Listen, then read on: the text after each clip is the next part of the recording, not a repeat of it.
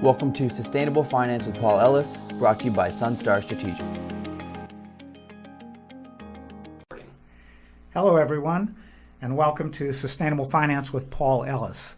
In this series of podcasts, we'll be discussing various topics in sustainable finance, the people involved with making those parts of sustainable finance work.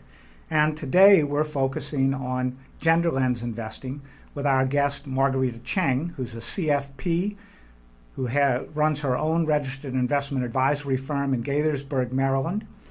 And Margarita is going to share with us some of her perspective about how women in finance are promoting the use of GenderLens investing and strategies to integrate that into their investment portfolios.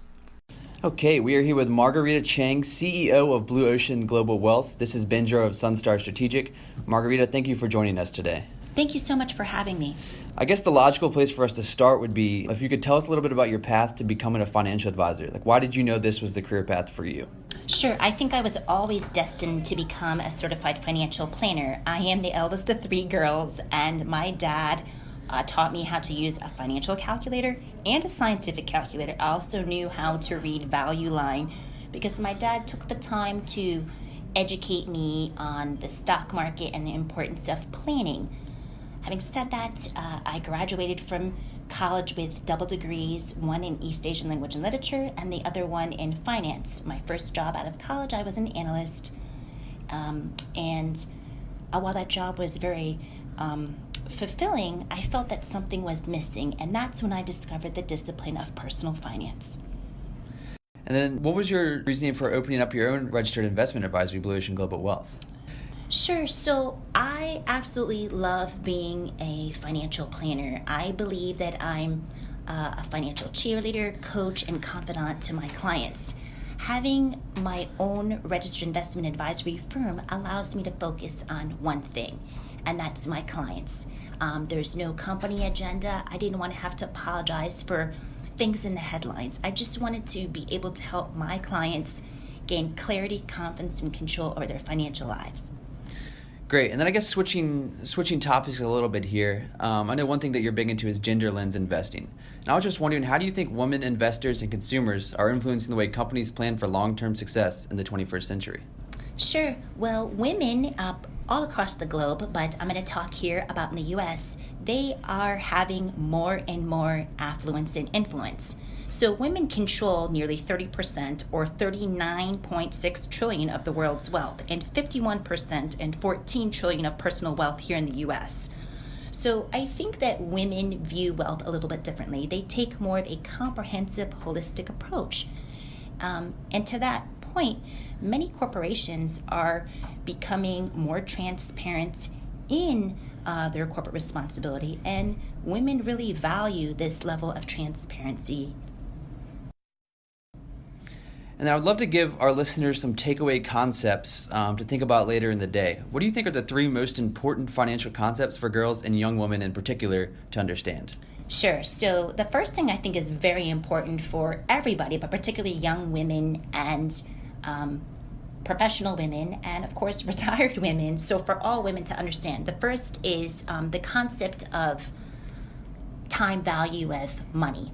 $1 today growing for you for your future is going to be really important. The next one is compound interest, your money growing over time.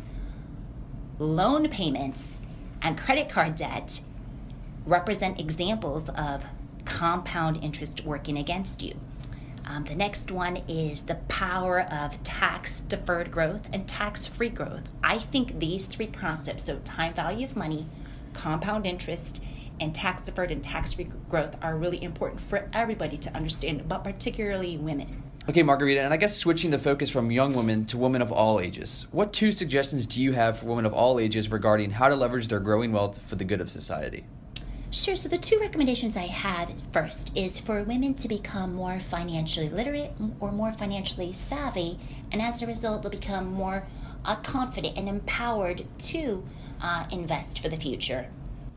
And why do you think these are the two most important suggestions out of all of them? I think they're really important because at some point in time, women are going to have to make decisions about their investment portfolios and their wealth, whether it's for themselves or for their family. So there's no better time to start than today. So Margarita, I know we've covered a lot of topics today. Are there any further resources you'd like to give our listeners to kind of take away with them after they listen to this podcast? Absolutely. I'd like to encourage our listeners to visit letsmakeaplan.org. That is the Certified Financial Planner Board of Standards consumer site for everyone to learn more about financial planning. And then our website, blueoceanglobalwealth.com, you can read some of the articles about impact investing and financial planning. Great. Well, we thank you for your time today. Thank you. Thank you very much, Margarita, for joining us today for this initial podcast. And we look forward to hearing from our audience about topics that you would like to hear more about in sustainable investing. We feel that it's important for everyone's voice to be heard, especially people who are engaged in the financial services industry. So let us know what you're thinking. Make suggestions on topics that we can cover. We're going to be doing more of these programs on an ongoing basis, and we're looking not only for ideas of things to discuss, but for good people to talk to as well.